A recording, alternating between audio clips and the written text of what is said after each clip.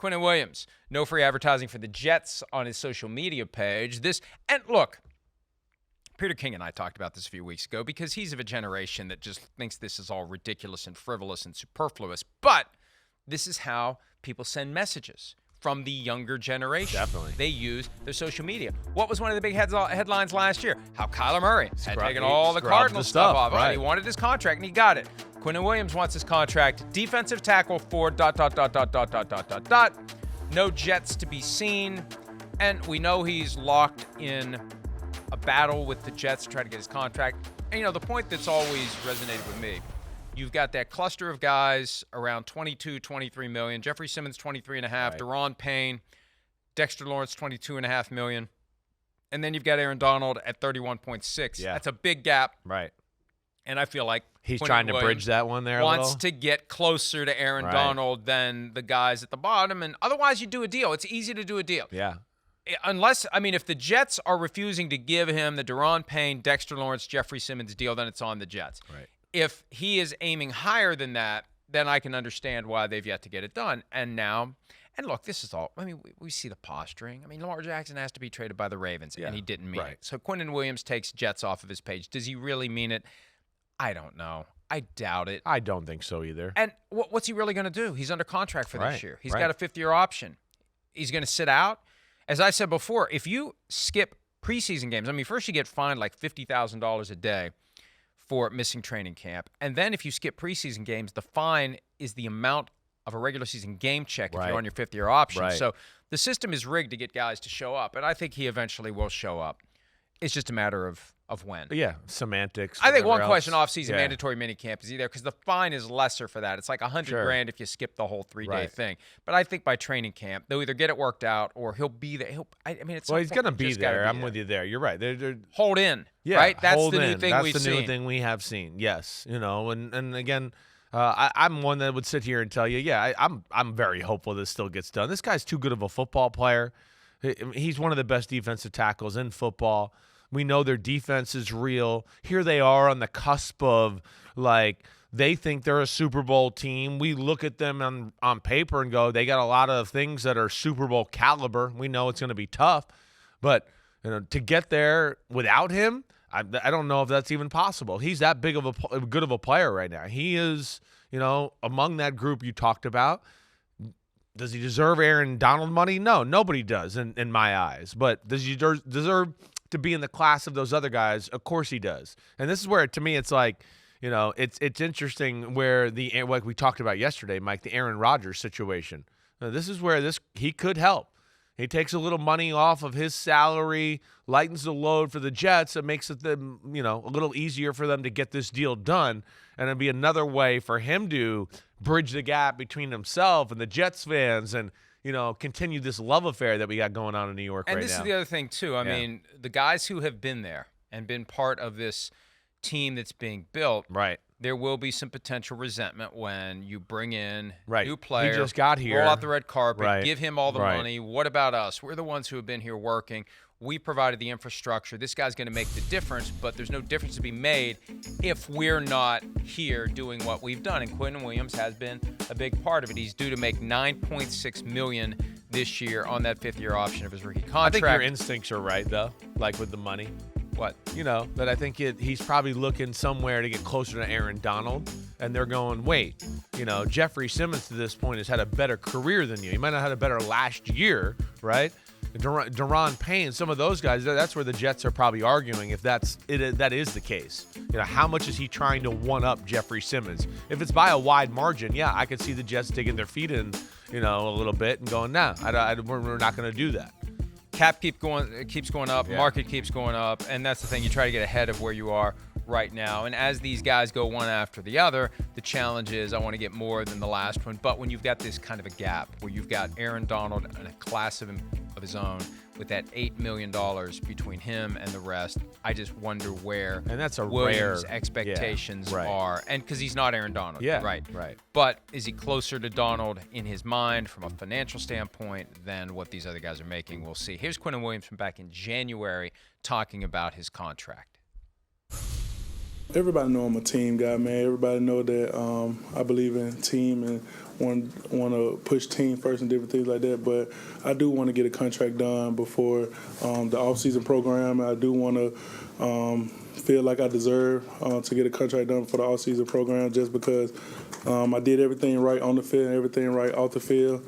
And just having the organization behind me, just like I'm behind them, to show that they really support me and different things like that is an amazing thing for me. I definitely have faith in them, man. Just to see this organization going to the culture change that they have. I know I seen a stat that they haven't re-signed a first-round draft pick in the last 7 to 10 years or something like that. But to see where this culture going, to see where we going as a defense as a whole, man, I feel like I want to be a big part of that culture change. I want to be a big part of that New York Saxon Train 2.0 type thing, man. That's a big thing that means a lot to me in this organization. So Every time Quinnen Williams talks, I think of, to bring up Kyler Murray again, when he was at Alabama and they were getting ready to play Kyler Murray, and he started to comment on Kyler Murray and stopped himself mid-sentence, realized that he was going to have Nick Saban shoe up his ass and shut up. Just shut up. Just stop talking. Every time he's talking, I think at some point he's just going to, like exactly he did in that video. It's a classic video. It is. But I think that gives you a little bit of his mindset, right? He's telling you right there, hey, I've done a lot of good things. You picked me high in the draft. I played really well. I've acted like a professional on and off the field. He'd like to be rewarded. He doesn't want to go there and work and not have that, in his bag already. And they are a team that's pretty intense in OTAs, right? I know that culture of that coach is there. They fly around, they run. Hey, all gas, no brakes. Yeah, exactly. So he wants to protect themselves that way. And that's where it is interesting. Well, like we said, this is a F the play up guy in a major way where, yeah, his 12 sacks, that's all great. The stats are good, but he's one of those too where you turn on the game and you start to go, you watch it back a day or two after and you go, damn, he was involved in more plays than I even thought on Sunday. He's one of those type of football players, right? I'm not saying he's Aaron Donald. Aaron Donald's great, but he's certainly in that, conversation like we talked about at top of the position. And, I would be shocked if something doesn't get done. He was asked if he's looking to be the highest paid defensive tackle in the NFL, and his response was to defer to his agent. I know. So that tells me he's aiming high. The agent is aiming high. And what happens a lot of times is the player is getting that very strong advice from the agent, and sometimes the agent is maybe not giving the best possible advice. And sometimes the agent, it's my guts, your blood. The agent is pushing the client to do something that maybe isn't in the client's best interest. Yeah. And look, I go back to the Lamar Jackson situation. I don't advocate having a bad agent, but sometimes having a medium agent is far better than no agent whatsoever. Having a good agent is always better than having no agent. And I don't even know who Quinnen Williams' agent is. I'm not trying to get a phone call today on my way to the airport or once I get home. I don't know. I haven't even looked it up. And a lot of people just know this instantly, but I don't know. If I knew, I've forgotten. And this isn't a slam. This is just a point I'm making that at a certain moment in the negotiations, for some of these guys, they need to be willing to say, fine, I appreciate your opinion. I respect it. That's plenty aggressive, but I don't want to be that aggressive. I want. Yeah, I still want to get a deal done. Right, I want to get a deal done. I'm not looking to totally ruin my relationship with that. You do. You come to a point there where you do want to find a happy medium. Or not a happy medium. You want to win, but you're not looking to scorch the other team and ruin relationships and, have the team a little disorganized and throw off the chemistry and all that just because I want another $1 million or $2 million a year, right? That's where it does get hard as an athlete. Like you talk about all the time, the system is used against you for the guys who really love football because they just go, I want to get back out there. They don't need this distraction. We know that. I mean, things are going well, but we'll see where it goes. And Aaron Donald liked the Deshaun Watson and Lamar Jackson contract, right? With that whole thing, with the Deshaun Watson contract, I'm trying to make the comparison here. I do think it's kind of a one-off. It was a weird circumstance. Almost how we used to say Deshaun's contract, and Lamar, you're not going to get that because of all that. Aaron Donald was underpaid for a little while, was clearly the best defensive player in football for what, Mike, 5-6 years in a row. And the Rams have a habit of doing bad deals. And the Rams do bad deals, and then it all hit in. He made the big plays in the Super Bowl and showed up in the big moments. And was thinking about leaving. And a right, year ago, so there was like he gave them his exactly. retirement his letter. leverage was insane. That's what I was trying to get at. Thank you for buttoning that up for me. Nicole Lynn, who has done a great job in her representation of players like Jalen Hurts. Right. She represents Quinnen Williams. Yeah. Now, she made Hurts the highest paid player in the NFL for a week and a half. Right. And really, when you look at it, Yeah, not really, but I mean, really.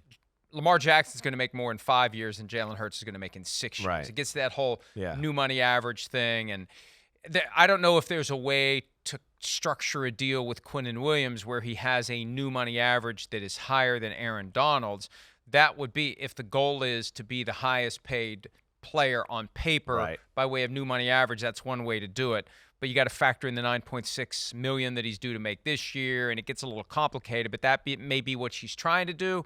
But again, that bar is so high, and Aaron Donald is kind of an outlier, just like, as you said, Deshaun Watson is. There's a point where you just have to set him aside and focus on maybe just getting a little bit more than Jeffrey Simmons. Right. Jeffrey Simmons got 23.5. Right. I'll go for 23.6 or 24. Right. And ultimately, like we always talk about too, you know, as athletes and I think as competitors, you want that big number. You want to be able to puff out your chest and look at my total contract and all that. But except when people want to come ask you for money. I still don't understand why guys want to say, hey, look, I'm the highest paid player in all of football. Oh, no, sorry, get back to me on that. You need $10,000? No, I'm sorry. Somebody needs braces? No, I'm sorry. I mean, that you really put yourself in a position to get pulled in 20 different directions. Well, you do. That's where, again, it's the point of pride in your profession, in your football. It's one of those things where, it's like having it's a medal on your jacket if you're in the military or whatever. It is hey, look, I'm this good. I got paid at the best of my position. And so there is that. And there's a real rank and effect like we talk about in the locker room at times, right? Who are the leaders in the locker room? The guys who play good and the guys that are getting paid, right? Because everybody goes, damn, whatever they're doing, we want to do. What are you doing? I'll listen to you, whatever you say. So, there is that aspect. But to your point with the contract and the numbers and all that, you always say this, and I'm with you 100%. Don't be worried about the overall number sometimes. Guys get too obsessed with that. Get a big 3-year average, right? It's really those first 3 years anyways that you want to kill it and you're guaranteed of making big money. And then after that, it's kind of a crapshoot. One of the other things, too, and this is what separates the functional teams from the dysfunctional, when you have guys who have been in your building, who have been part of what you're trying to build, and they are doing it the right way, you want them to get their financial reward from you. That was one of the many ways in which the Daniel Snyder Washington franchise had everything twisted up wrong. Their own, for the most part, good players that they drafted and developed leave. They go throw money at this guy, this guy, this guy. You bring in a bunch of strangers to the organization who have never done anything for this team. You pay them a bunch of money. What's the message to the young guys? Hey, I'm going to bust my butt and do everything I'm expected to do, and then I'm eventually going to go get my payday. Yeah, I'm not going to get supported here. Right. And you're right. That's a real thing in the locker room. And if you want to keep positive culture of what they're doing right now with this young nucleus with the New York Jets, I think that's why he's important to their football team. But to that conversation overall, you want to develop, you want to have your guys, right?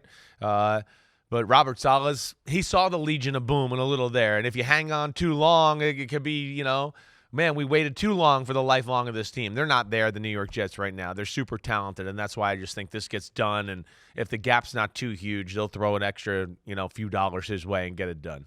Yeah, and again, the concept of the hold-in has become popular in recent years because the player avoids the fines.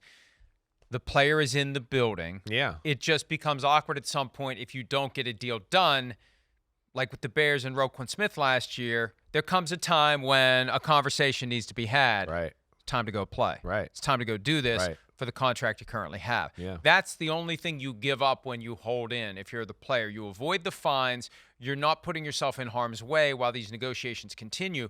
But if they don't result in a deal, I mean, there's still an amount of leverage that the team has. Because if you don't get a deal, you're already there. Yeah, you're there, not gonna and you haven't leave. practiced, and you're not, hitting on all cylinders and at your best as far as preparation, health, being in shape for the start of the season, and that can work against you too. It's a risky proposition, but yeah, it's one of the few avenues players have right now, like you talk about. Hi, it's Mike Florio. Thanks for watching PFT on YouTube. Hit subscribe for the latest news and analysis from Pro Football Talk.